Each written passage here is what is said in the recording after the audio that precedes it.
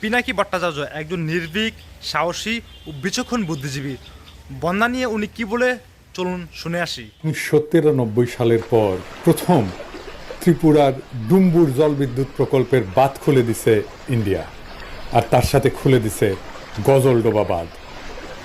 আর বানের পানি বিধ্বংসী রূপে ছুটে আসছে বাংলাদেশের দিকে। ডুবে গেছে জেলার পর জেলা। কিন্তু কেন? কারণ বাংলাদেশকে বন্যায় ডুবাই দিয়া ভারত প্রফেসর ইউনূসের সরকারকে বিপদে ফেলতে চাইতেছে।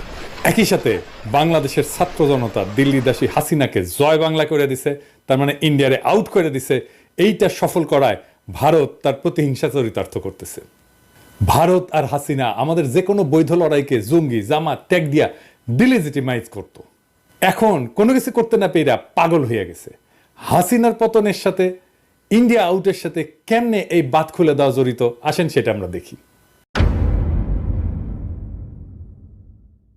বিরোধী দলের আন্দোলনকে যদি জঙ্গি আন্দোলন হিসেবে দেখানো যায়, তাইলে এর বিরুদ্ধে পশ্চিমা দেশগুলোকে উস্কা দেওয়া যায়, এবং এইটাই করে আসছে আওয়ামী লীগ দিনের পর দিন, যুগের পর যুগ ধরে।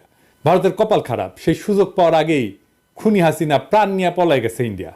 জঙ্গি বয়ান ফেল করলেও ইন্ডিয়া কিন্তু একই বয়ান এখনো চালায় যাইতেছে, কারণ সে জানে কোনো উপায় পশ্চিমা বিশ্বকে যদি বোঝানো যায় যে জঙ্গিরা বাংলাদেশের ক্ষমতার কেন্দ্রে এসে পড়ছে, তাইলে সে বাংলাদেশে হস্তক্ষেপ করলে পশ্চিম সম্ভবত সেটা মেনে নেবে। যেমন তারা 7ই জানুয়ারির দামি নির্বাচনকেও প্রকৃতপক্ষে মেনে নিছিল। প্রফেসর ইউনূস দেশের ক্ষমতা গ্রহণ করায় ভারত এবং তার গোয়েন্দা সংস্থা একটা বড় মুশকিল পড়ে গেছে।